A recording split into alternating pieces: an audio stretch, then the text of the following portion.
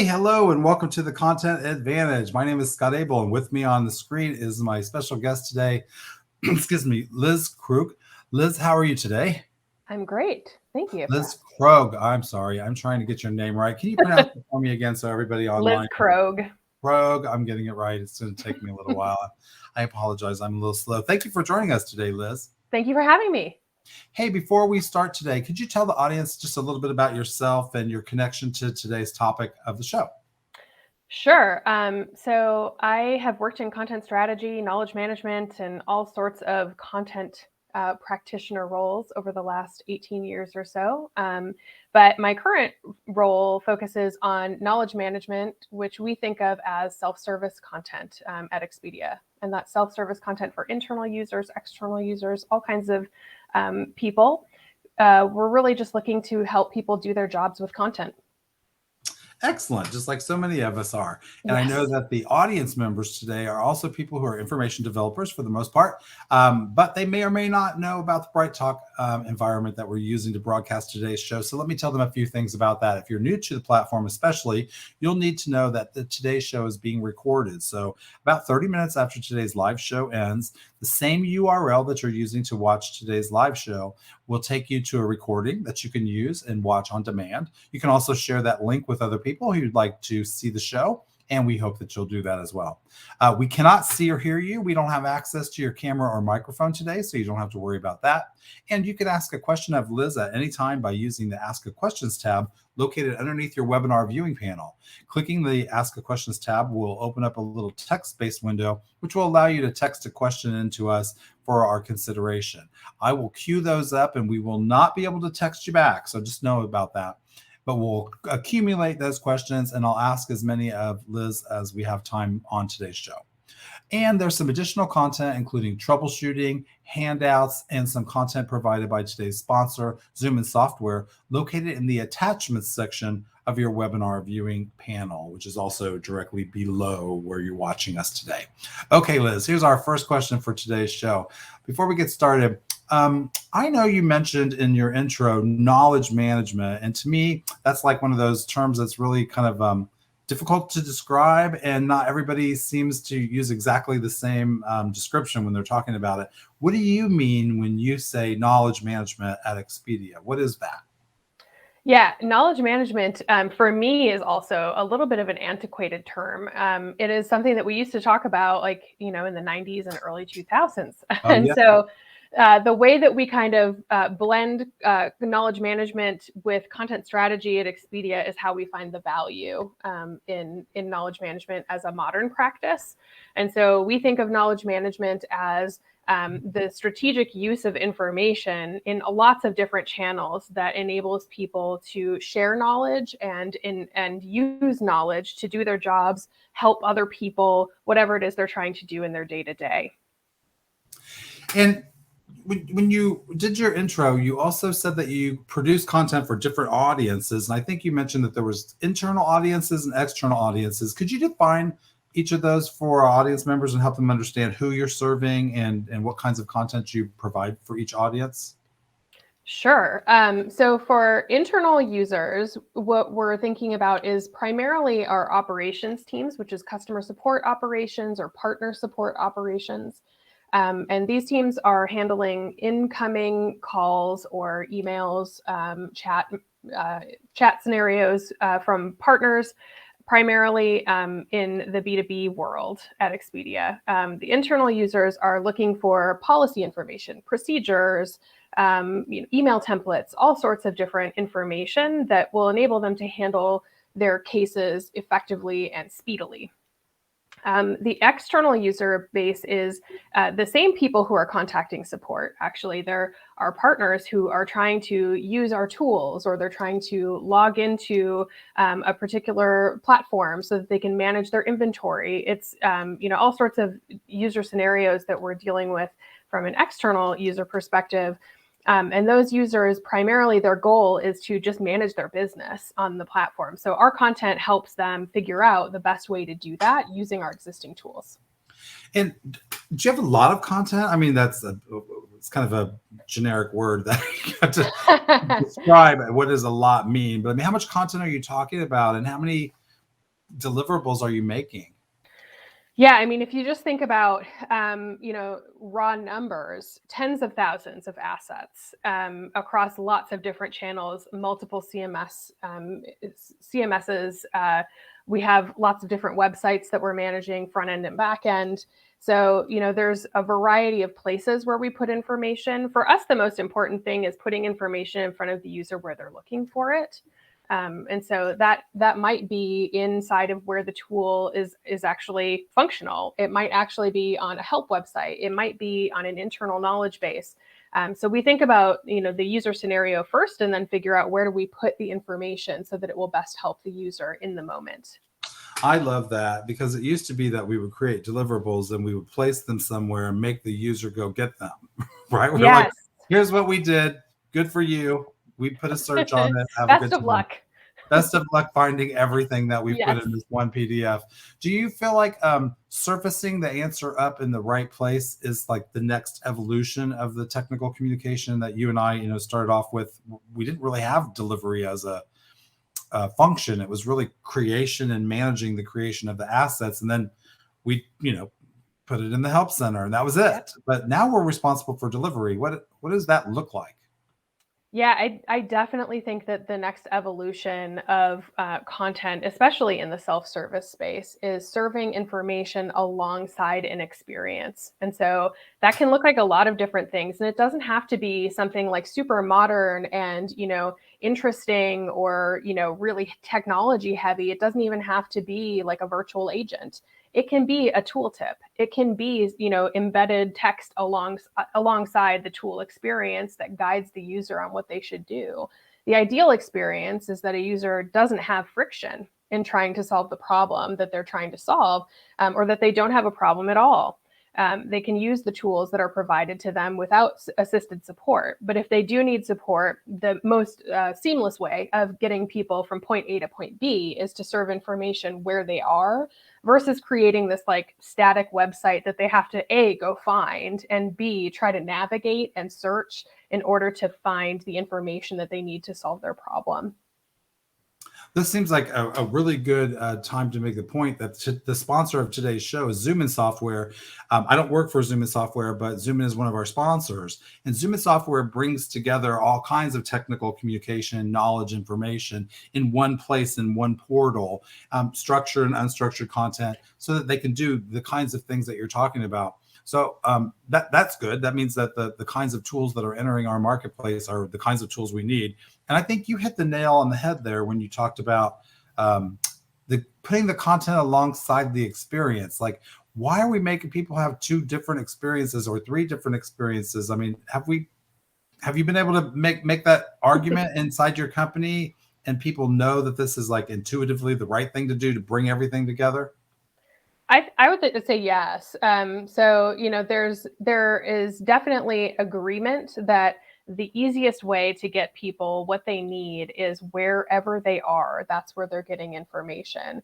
At the same time, every business has technical constraints and resource constraints and budget constraints, all sorts of different things that would prevent you from building the ideal solution, especially in the content space. So I've been doing this for a lot of years, and I've had a lot of conversations with a lot of leaders over the years about, investments in various solutions that might be really interesting and might deliver an exceptional user experience, but are cost prohibitive, or we don't have the resources to actually build or implement whatever it is that we need to do. So there is the ideal scenario, and then there's making do with what you have. And I am very strongly in belief that you can make do with what you have and still make a really good experience, and you can continue to iterate and grow that experience over time, and improve it for the user, delivering better and better content in better and better places for them. It doesn't have to be, one solution to rule them all. Every business is so different with their requirements and the constraints that they're working in. Yeah, what I hear you say is it's important to do a business analysis and a business case and know what problem your organization is trying to solve. I get caught sometimes in wanting to have the perfect solution because I can, like, it's possible. So why shouldn't we do it? But sometimes you have to make the business case, right, for whatever it is that you want. Have you found making the business case for unification of content, especially content that overlaps, like product content that we know different people use for different reasons, but we're creating them in different silos? Have you been able to communicate this to people and have an aha moment where they go, wow, it does make sense to try to unify some of this stuff? For sure. And, part of the beauty of the team that I have today at Expedia is that we have the same people creating the same information that's served to different audiences. And so we do have that opportunity to spot the reuse moments where we're creating a piece of content maybe for a partner to try to help them solve a specific problem. And when we're publishing that content, we're not just thinking about that partner experience. We're also thinking about what is the internal agent going to need in that moment if that partner picks up the phone and they call us anyway. Or if that partner just doesn't find the piece of content that we've created, how can we make sure that that piece of content or something similar is available to that internal agent so that people are getting the same information, the same message, the same steps to solve problems? So all of that, I think, it makes logical sense to most leaders, that you should have some sort of alignment of internal and external content. And there's some overlap between internal and external content, especially when we're talking about a product support scenario. It seems like unification has been the hot topic for the last, I don't know, 20 years or so. Oh, yes. Since Anne Rockley wrote the book on managing enterprise content, a unified content strategy. But could you talk about the value of maybe keeping content separate? Are there instances where a separate delivery channel compared to bringing things all together might be a better option for a particular scenario? Yes, there definitely are scenarios where that is the case. In fact, that is the case for my current team. There are lots of reasons why businesses might choose to do this. Unification of content is really great for content teams.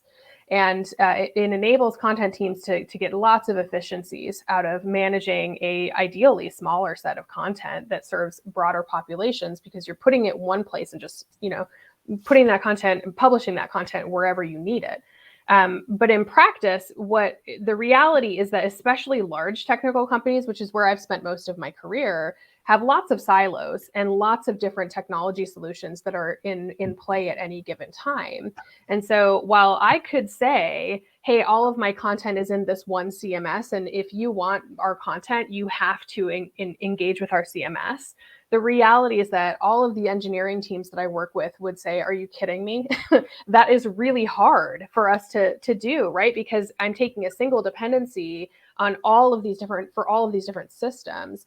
So sometimes it just doesn't make logical sense for the business to manage content in a central location. And instead, what we try to do is be as flexible as possible, again, to focus on delivering the right information to the user.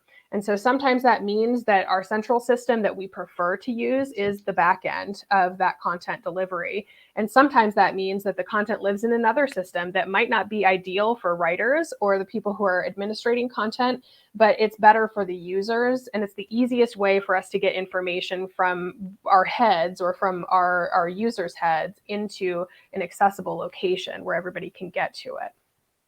That makes a lot of sense. It also brings up the question, we have to value our authors and our contributors, and they have an experience, right? They have an authoring experience or a contributor experience.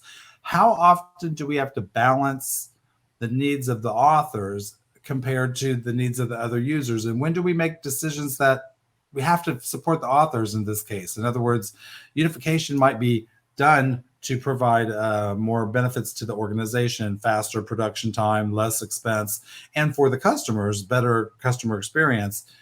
But are we also having to factor in, like, what hoops are we making people jump through, and which hoops are valuable to push them through because we have to have them do these things, right, versus nice to have? Is there such a thing where you can just have to focus on the user of the content creator first?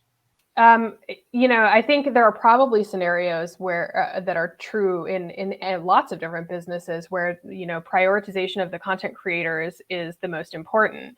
In the organizations that I've worked in, primarily the customer experience takes priority.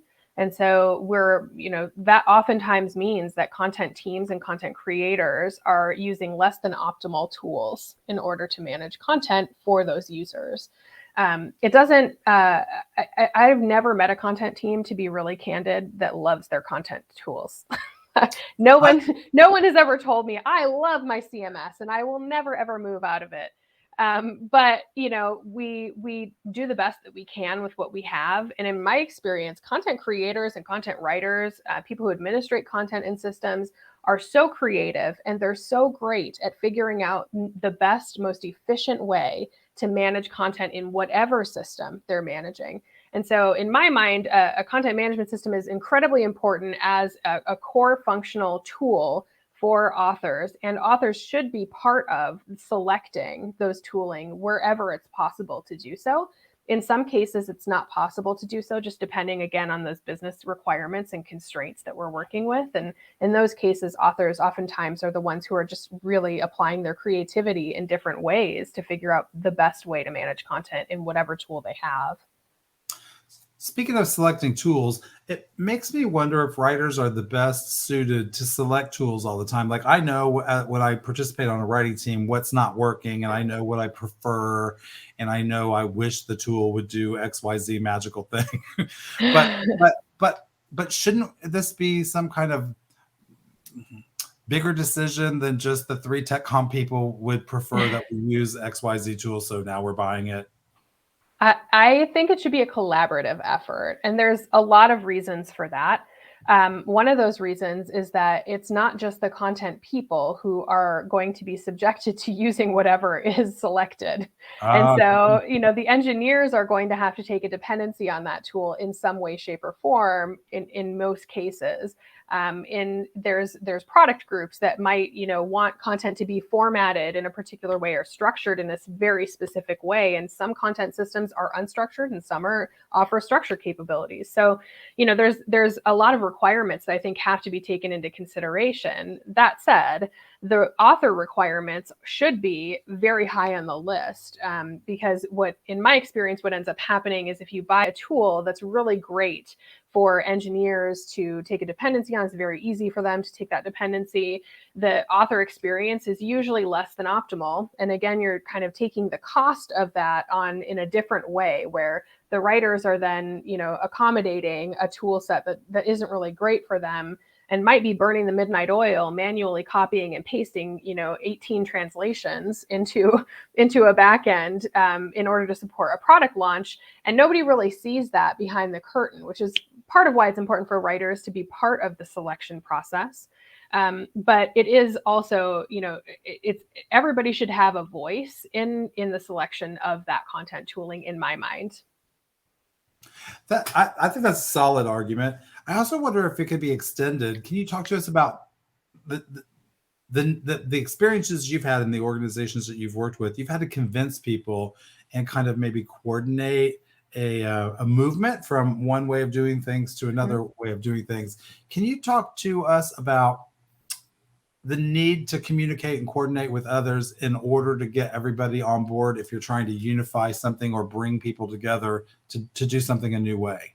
Yeah, this has happened a number of times in my career when we've moved from one content management system to another. That is like the core experience that, most content practitioners will think of a content migration and think, oh dear, this is going to be a beast to manage, right? Like, I remember the last time we moved from one content system to another, and it was a nightmare.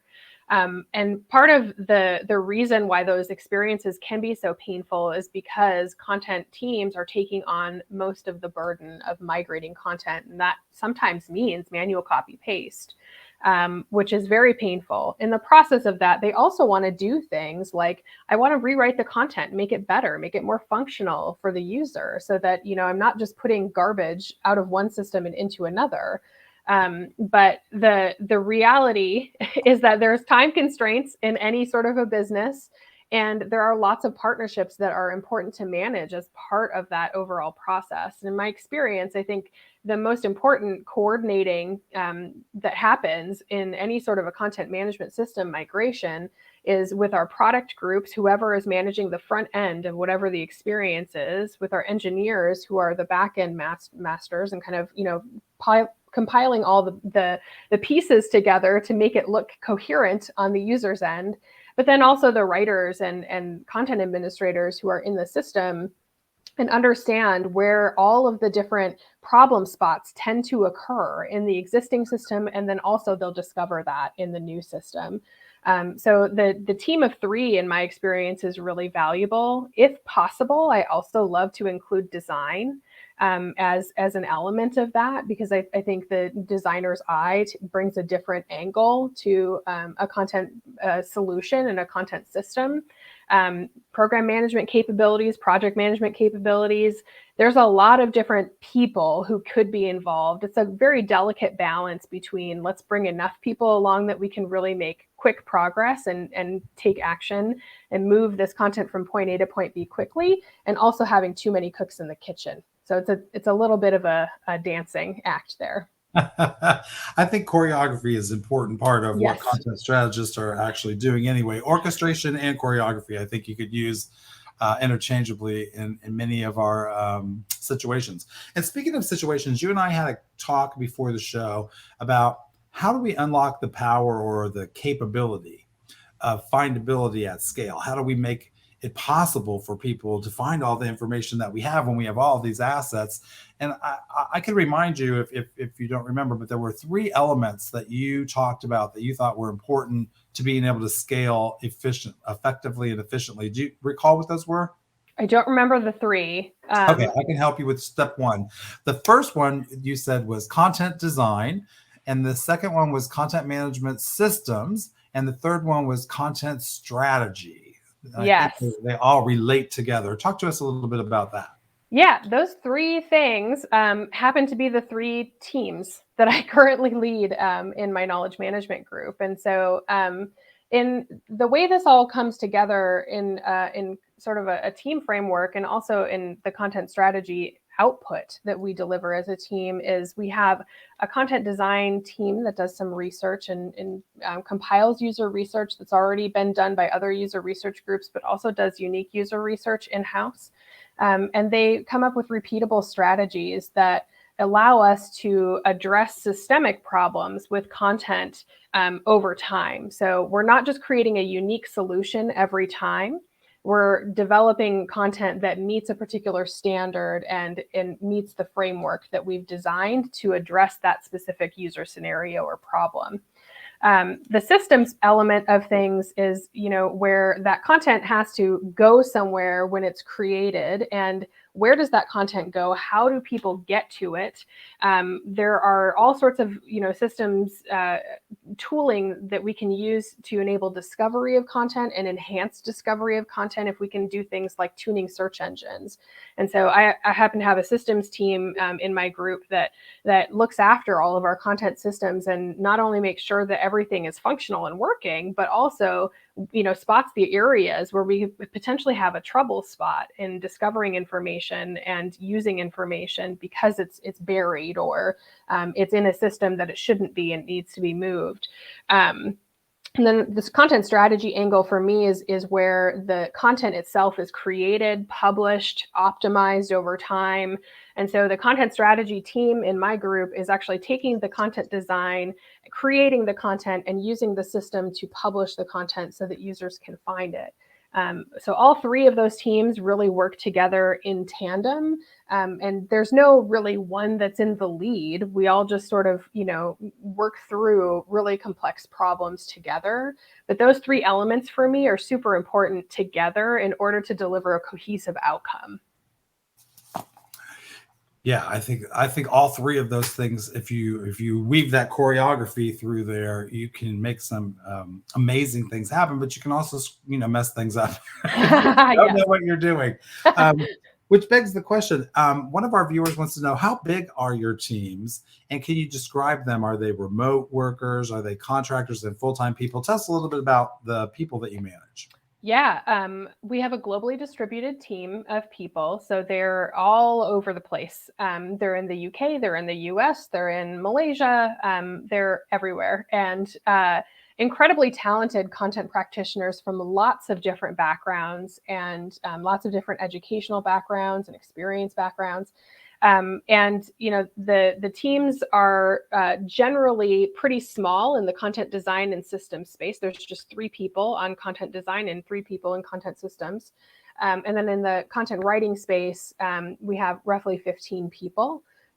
So there's, most of the work that's being done is that the kind of stuff that people see is the writing work. And then the rest of it happens in the background to enable the writing teams to be really effective and deliver solutions that work for users. And if you had a change you'd like to make to the way that your teams are organized or how they work together, what would that be and why? I think the only thing I would say is it's really tough as an organization to respond to the business shifting really rapidly because there are 3 teams that are involved. So I don't think it's possible, we've considered this, but I don't think it's possible to have one person who just understands content design, content systems very deeply, and can draft and write and edit and publish content that's really exceptionally perfect in an environment like we have with rapid shifts in policies and processes and product launches, which is what happens in any big tech company. So we have to have some sort of enabling factor in order to help the writers move quickly once we get a need that needs to be addressed really quickly. But I think the thing that sometimes holds us up is that we really want to do the right thing for users. And that means it's going to take some time for us to do the user research that's necessary to make sure that we have the right systems in place. And then we can start the execution piece of things. But a lot of times with the business, when the business comes to any content team, this is true at every company I've ever worked at, they want the solution yesterday. And so, it seems very simple. Just write the content, just put it somewhere. What's the big deal? But it is actually very complex work that happens. And the reason people think it's simple is because we're good at it. So, it's a very interesting space to work in for me. It's been a rich space for like 18 years working in big tech because everybody wants content and thinks that they can do content really, really well. But what they don't see is all of the strategy that happens behind it, all of the content analytics and the analysis that we do behind the walls. So that's the toughest part and the toughest balance for us. One of the questions that I get a lot from audience members when we talk about content design or content strategy is, what research are we doing to inform the decisions that we're going to make? So what kinds of research has your team done to discover what we should be doing better? Yeah, there's the thing I love about the way our content design team operates is they do in-house user research. So they are, in some cases, doing observational research where they're sitting in with people who are doing a specific job and watching them do it so that we can understand what the mental model is. We can understand what their tooling looks like and what their end-to-end process looks like. How complex is this work that they're doing? Turns out it's really complex. So, when people are doing the work, we want to make sure we're serving the content in the right place, and that observational research will help us tell the writers where the right place is.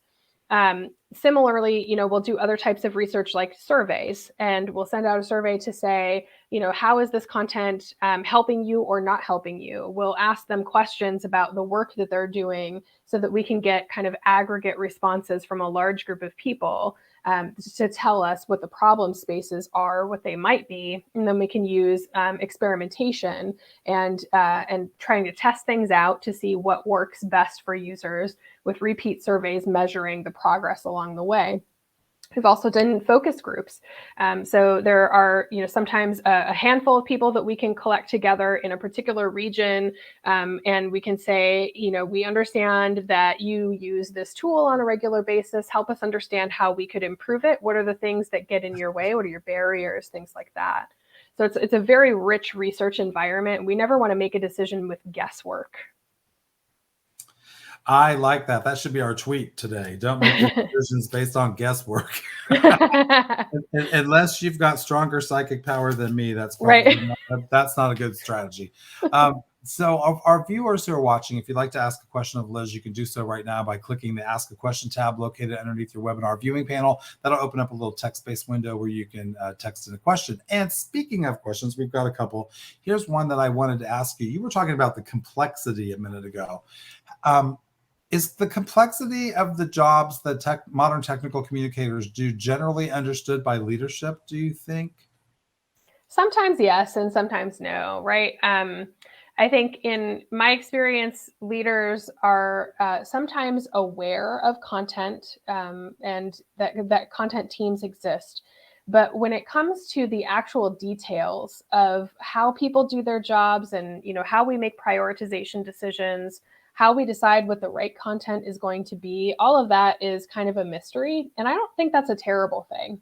I think what leaders are looking for, in my experience, is understanding of the output and what the value is of that output. And so if you can be really crisp and clear about this is what I'm delivering with this piece of content, and here's why I decided to create this content, and then you can follow that up with, and here's what the measurements look like in terms of that content performance, that alone is a fantastic narrative that helps leaders better understand the value of content, even if they don't understand the kind of practices and the real kind of nitty gritty details of how you apply a content design and build a content strategy framework. I don't need people to understand that. I just need people to understand the value that we're contributing in the business environment. And I think you hit the nail on the head with the measurement. One of our audience members wants you to answer this question. How are you measuring self-service success, especially across multiple delivery channels? That seems like a difficult thing to do. How do we do It is, that? especially when you're dealing with an environment where you have sort of mixed telemetry. So you might not have, for instance, I would never be able to tell you whether a user used a particular piece of help content, and did they contact us, and then did the agent who was handling that person's contact actually look at knowledge content too. I would never be able to pull that clickstream together just because of the different systems. That is one of the challenges of having distributed content systems. But what we can do is use the data that we do have available to us to understand user engagement, user demand for information, discoverability, the different search terms people are using. And we can use all of those different data points to kind of string together a narrative about what we know to be true about the user's engagement with that particular channel. And if you can string together that narrative in a really comprehensive and cohesive way for each channel, it starts to look connected. And it's, arguably a little bit of confirmation bias in some of this stuff, right? And so I'm always open to being challenged whenever we get to that kind of point. But it's definitely it's an art to try to tell the story that you have about the content performance of user help content versus the agent facing content that we have in a knowledge resource, and try to tie those two things together. And that probably goes back to also our focus on serving the needs of the audience. If we're serving the needs of the customer, we may not be thinking about the fact that we're going to need to measure those things at the same time. So, for example, I've heard a lot of people start relying on Google Analytics for their page metrics, right? And it's nice to know how many people are coming and where they're coming from, but that doesn't really tell you which piece of content on the page is performing best. So when you have a delivery channel and you've got all these modular pieces of content, you can start to track the individual pieces of content. And I think that's what you're getting at, is that if you find a way to measure these things, then weaving the narrative together might involve a little intuiting, but you're basing it on data. You're not just saying, I think my users love this content better because there's more people who landed on this web page. Yes, there's a lot of assertion that has to happen here, and a lot of inference that happens when you're doing data analysis, especially with content analytics. But if you think about a user scenario where, like, in our environment, maybe somebody is trying to publish a promo for their hotel. So, there is going to be an experience that people try to navigate, and I can see what users do when they go to a help page about that specific topic. And I can see, you know, there's a X number of clicks. I can see how many users it was. I can see, you know, things like the number of minutes that somebody spent on a page. All of those things are just indicators, but those things together, if we look at them comprehensively, it has to be more than demand, because demand on its own doesn't tell me about anything else. But the multiple 3 to 4 maybe data points at minimum is going to give me a sense for whether there's value in the content. It's also going to lead to a lot more questions, which I think is okay. So once you get to a point where you're like, okay, well, I see that there's, you know, X thousand clicks on this page and Y thousand users, and I know that they're spending 2 minutes. Is that good? Is that bad? Is that a bad thing? I don't know. But if you look at that particular page versus the overall, you might be able to say, okay, here's this performance for this page versus the larger whole. Oh, wow, people are spending a minute more on this page than they are spending on any other, on average, in the other pages. That seems problematic. I wonder why they're having that kind of friction where they're spending more time here than in another place. And so this is where user research really helps us get down under the surface. Is we have this kind of quantitative data that tells us about the performance of a particular page, but I also want to balance that with some sort of qualitative data that tells us what the actual user experience is in that moment, and how do people actually use this information in practice, and what would lead them to spending that much time on this page. So all this is just unpacking one thing at a time. You know, what is the actual user problem? How are we addressing that problem? And how can we potentially make that problem a little easier to navigate? I love all that. I think that's great. Can we shift gears for just a second and Yeah. talk a little bit about your role as a leader? Mm-hmm. So I know from talking to lots of leaders that some people feel like the primary responsibility they have is driving these deadlines, right? Getting everything done by the deadline they promised with the resources available and all the tools and all the things that we talk about all the time. But how have you found as a director ways to elevate, or have you found ways to elevate your team to Mm-hmm. ensure that their value is understood by leadership so they don't get commoditized, for example, or pushed out as unnecessary? Yeah.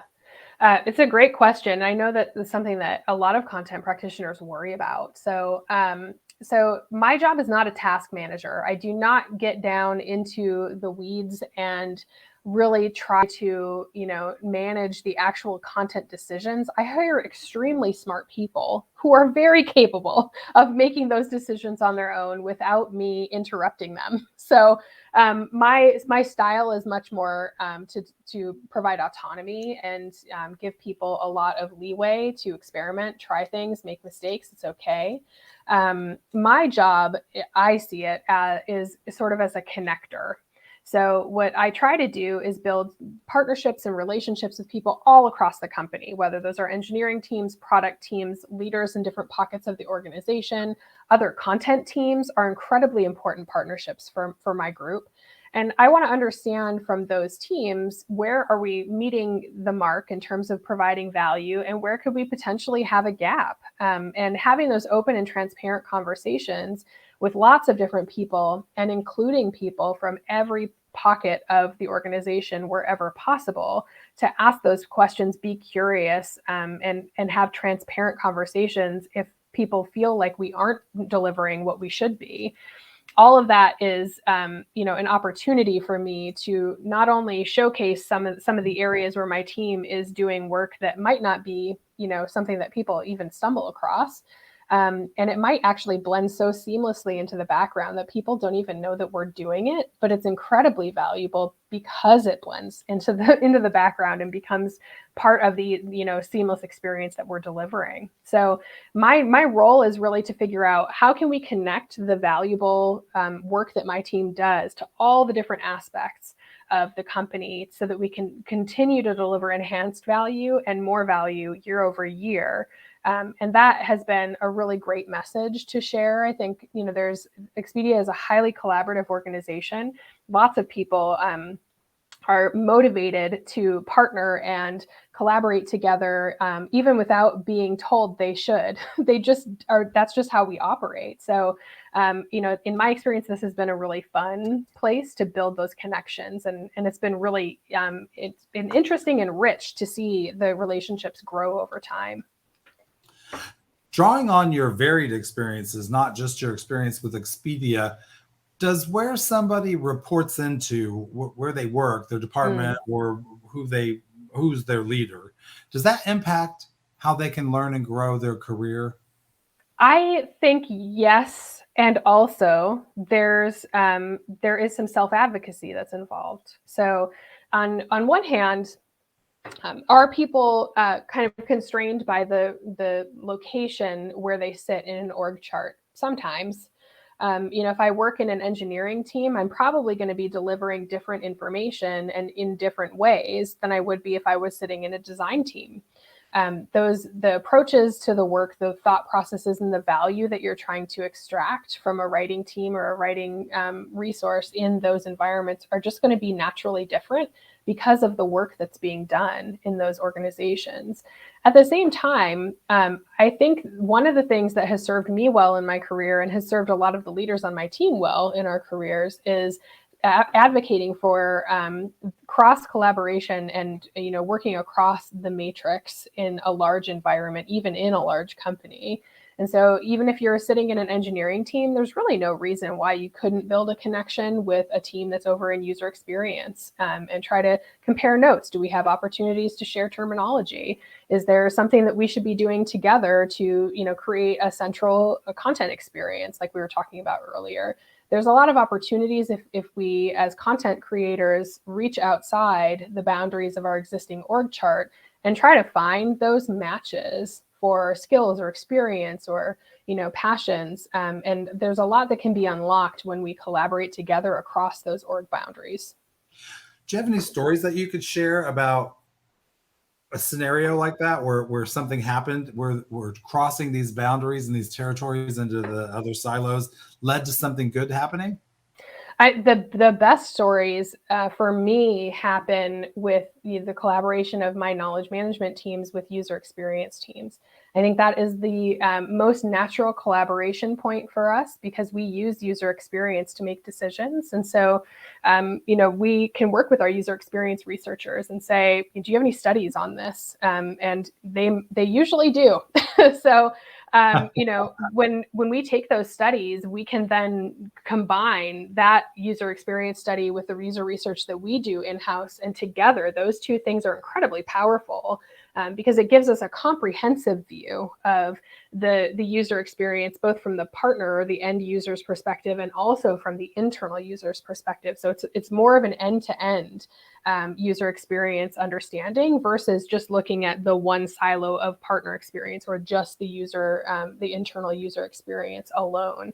Altogether, we can make incredible decisions about what's the best way to talk to people about these really complex problems. What are the words that people are using when they're describing the problems? The words that people use externally are different than the words that people use internally. So there's a lot that we can do together. Particularly in my mind, in the design world, I love marrying those two worlds together. And speaking of those two worlds, there seems to be a trend happening. Maybe it's akin to the content strategy trend, and I'll reformulate that so that the audience members might know what I'm talking about. So a few years back, there was a trend among technical communicators. Some people fancied themselves thinking strategically about the content that they created. So they heard this new content strategy role and they thought, oh, of course I create my technical communication with strategy in mind. I'm a content strategist. And now there's UX writer. Mm-hmm. So is your UX team responsible for UX writing? Is UX writing just a form of writing and it doesn't need a UX label on it? Can tech writers be UX? I mean, what are your thoughts on this on the UX writing thing? Oh, it's so fascinating to me that as a content practitioner industry, we can't align on terminology for the jobs that we do. So it's very frustrating. It is fascinating to me, but this is another area where I do think that every business is just so different in terms of how they're structured and how they're organized. And so In some businesses, it does make sense to title somebody a UX writer, maybe especially if they're in a UX team. That is a very close alignment with, probably the similar titles of other peers in the organization, like UX designer. In our organization I'm in today, there's a fantastic UX content strategy team, and their content folks are content strategists and content designers. My team has content designers as well, but the content designers on my team do slightly different work than the content designers do in other parts of the organization. So there's a little bit of even mismatch within the same organization, which happens a lot at big companies. I've definitely worked at Amazon and at Microsoft as well, and there was big disconnects between the job titles that we used. And I think that as a leader, the thing that I think about the most is, if somebody is going to be hired into a job, is the job title going to accurately reflect what that person does on a day-to-day basis? And then B, can they use that job title to market themselves in the future? I want people to be able to use whatever their title is as a stepping stone to whatever is next and whatever is bigger and better for them as they grow their careers. So if you are really strongly in need of an information architect, hire an information architect. And if you hire an information architect, make sure that that job title, information architect, is aligned with the work that they're doing, and that that person has a career path in information architecture that they desire to grow. Otherwise, their title might be something slightly different. It could be content strategist. It could be taxonomist. There's a lot of different, a lot of flexibility, and also that bites us sometimes as a content industry. Oh yeah. I can tell you that we've had many discussions about what we call each other and the implications of when other people understand what we call each other differently than what we do. It does introduce challenges, as you mentioned, Indeed. but I think we're capable of overcoming them. So I wanted to thank you for joining us today on the show and sharing your opinions about these things. It was great to have you here. You are loaded with knowledge, and I really appreciate you sharing what you've learned. Well, thanks for having me. I really had a good time. You're welcome. Before we sign off, I just want to remind our audience that you can leave a rating of today's show. We'd love for you to do that. Use the Rate This tab located underneath your webinar viewing panel to give us a 1 through 5 star rating. 5 is the highest rating. Feel free to use the text box provided to leave a comment for Liz, or to suggest a topic or a future guest for an episode of the Content Advantage in the future. I would love to know who you would like to have on the show and what we should be talking about. So please do share that. I appreciate that. And speaking of upcoming shows, our next show in 2 weeks, be on the lookout. You'll see this in your email inbox soon. We're going to have a show October the 26th, where I'll be interviewing Paul Parada on understanding the political landscape when you ask for resources for your technical communication team. Paul's got some interesting stories as a former leader of technical publication teams about how politics plays a role, and maybe how we can borrow some lessons learned from he and some other professionals that he's been interviewing. He hosts a show called Let's Talk Technical Communication on the Content Wrangler Network, and he'll be our guest in 2 weeks on the Content Advantage show. So don't miss that. You've been watching Enabling Self-Serve Support at Expedia with our special guest, Liz Krogh, on how knowledge management helps her team solve problems themselves, and especially helps people with self-service. I really appreciate you joining us for today's show. I hope that you'll join us on some future shows. Don't forget, today's show has been recorded. Shortly after you sign off, you'll receive an email with a link that you'll be able to use to watch a recording of today's show, and that you can share with others. I'm Scott Abel. Thanks for joining us today on the Content Advantage Talk Show. We appreciate you being here. And until next time, be well, be safe, and keep doing great work. Thanks for joining us. Ensure your customers find the answers they need with Zoomin. Bring together product content from all teams and sources to deliver a unified, personalized content experience. Check us out at www.zoominsoftware.com. Thanks for joining us. Have a good day, everybody. Bye-bye. Bye.